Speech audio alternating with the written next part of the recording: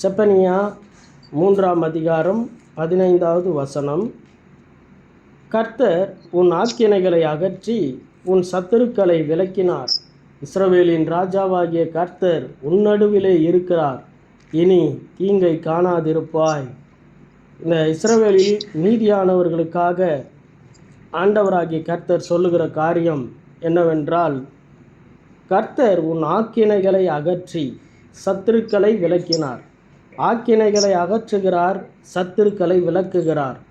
ஆக்கினை தீர்ப்பு, ஆக்கினையான காரியங்கள், துன்மார்க்கமான காரியங்கள் நமக்கு விரோதமாக எழும்பினாலும், சத்துருக்கள் நமக்கு விரோதமாக வந்தாலும், இந்த மாதத்தில் ஆண்டவராகிய கர்த்தர் அவைகள் எல்லாவற்றையும் விலக்கி அகற்றி நம்மை பாதுகாப்பதற்காக நம் நடுவில் அவர் இருக்கிறவராகவே இருக்கிறார்.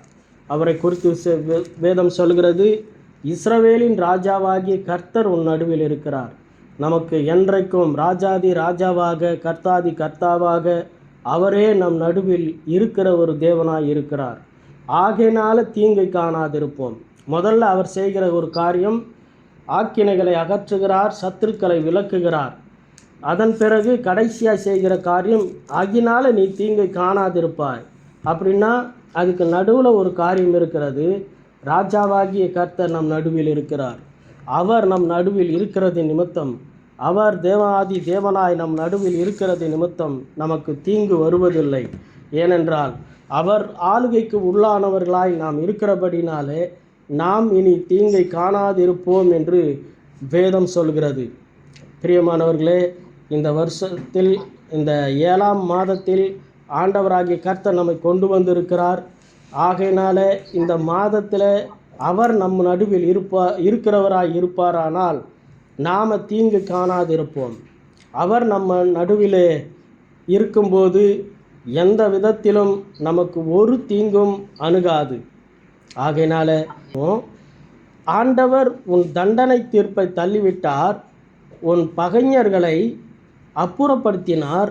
இஸ்ரவேலின் அரசராகிய ஆண்டவர் உன் நடுவில் இருக்கிறார். இனி தீமைக்கு அஞ்ச மாட்டாய், தீமைக்கு பயப்பட மாட்டாய் என்று இந்த மொழியாக்கம் சொல்கிறது. ஆண்டவர் நம்முடைய தண்டனை தீர்ப்பை தள்ளிவிட்டாராம். ஆக்கினைகளை அகற்றினார் என்பது, ஆண்டவர் நம் தண்டனை தீர்ப்பை தள்ளிவிட்டார். நம் பகைவர்களை அப்புறப்படுத்தியிருக்கிறாராம். நம்மை வெறுக்கிறவர்கள், நம்மை பகைக்கிறவர்கள் யாவரும் தான் நமக்கு சத்துருவாய் இருப்பார்கள். ஆகையினால் அவர்களை அப்புறப்படுத்தியிருக்கிறாராம். இஸ்ரவேலின் அரசராகிய ஆண்டவர் நம் நடுவில் இருக்கிறார். ஆகையினால் இனி நாம் தீமைக்கு பயப்பட மாட்டோம். அல்லேலூயா.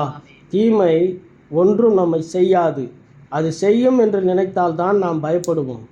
ஆகையினால ஆண்டவராகிய கர்த்தர் இந்த மாதத்தில் நம் நடுவில் இருக்கிறவராய் இருக்கிறார்.